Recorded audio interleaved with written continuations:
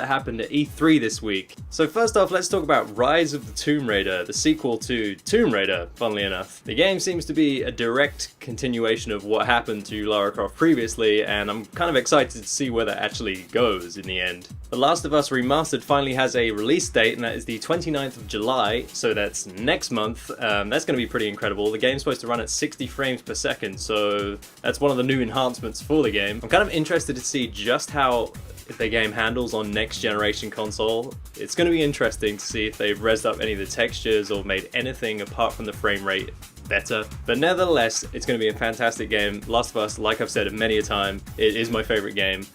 So I'm looking forward to playing that game on next gen. Not only is The Last of Us coming to next gen, GTA 5 is also being released on PS4, Xbox One and PC. So I called this a long time ago. I knew they were going to do it. If they were ever going to make a ton of money from GTA 5, this was going to be the way they were going to do it. So the game looks fantastic. I'm hoping they're going to use everything they have at their disposal with the hardware, and it's going to look fantastic. I can't wait to get my hands on that one.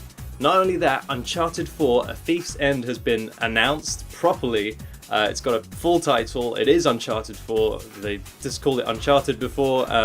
Now we get to see Nathan Drake older, but maybe not necessarily wiser. Considering what's going on with the dialogue, it seems that it might be the end of the series. This might be the last game, and Nolan North has even said it seems like it might be the last one, so we're going to see how that plays out. But again, I can't wait to get my hands on that game. Uncharted is probably one of my favorite video game series of all time.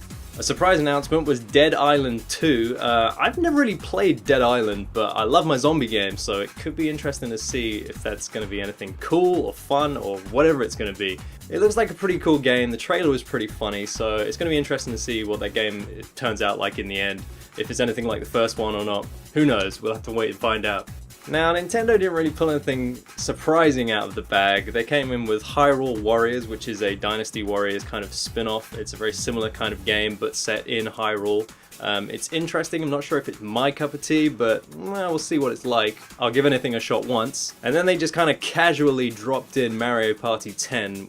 I don't know if that's important or not. Mario Party, there's far too many of these games already. They're kind of fun games, but they should maybe just stop making these. One game I was quite interested to see was Captain Toad Treasure Tracker. Now this is kind of a quirky little game. I like the isometric-ish style design that they have. It's kind of like a toad on a house on a block. And it's a quirky little game. It's not too differently themed from most Nintendo games, or obviously being from a Mario franchise. Kind of the same looking sort of game as 3D World. So yeah, I like the first person view mode on the Wii gamepad. That's kind of an interesting touch to see the world in 3D, I guess. Could be interesting. I like the look of it though. Now another game I was quite surprised to see, and that I might enjoy playing actually, was Yoshi's Woolly World, which kind of reminds me of Kirby's Epic Yarn.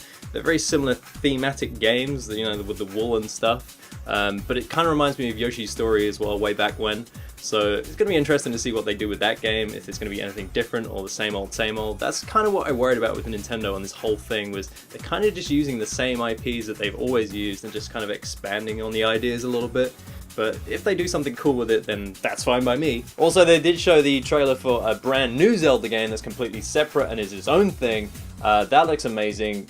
Slightly similar art style to Skyward Sword. A lot of debate as to whether Link is a boy or a girl. I do believe he was gonna always be a boy, because that would be weird and a bit too different. It'd be just a bit odd. And that's pretty much all the games that caught my attention and I'm looking forward to playing. But what are you guys looking forward to playing from this year's E3? Let me know in the comments, and if you've liked this video, give it a like, and if you want to see this face some more, subscribe, and I'll see you guys in the next video.